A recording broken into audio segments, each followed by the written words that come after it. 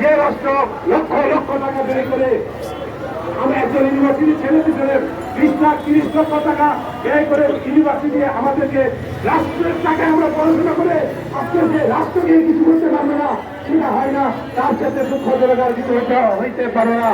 তো বন্ধুগণ, কথা বললে অনেক কথা বলা যাবে, সারাদিন কথা বললে কথা শেষ হবে না। রুনাজারি হাহাজারি আর দুঃখতা আত্মঘাত, দুঃখ কষ্ট যন্ত্রণা লাঞ্ছনা আর অবহেলার এই যে জীবন আমাদেরকে দেওয়া হয়েছে, এই অবহেলার জীবনের গ্রামী আমরা আর বহন করতে পারছি না, আমরা আর সহ্য করতে পারছি না। এটা কোন জীবন?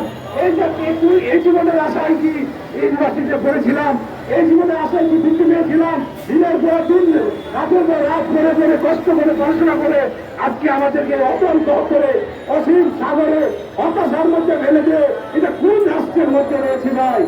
কিসের আবার স্কুল কলেজ, কিসের আবার বিদ্যালয়? লেখাপড়া কইরা যদি অনাহারে মরতে হয়, আমরা সেটাই বলতে চাই, অনাহারে যদি মরতে হয় তাহলে এত কষ্ট করে কেন পড়াশোনা করলাম?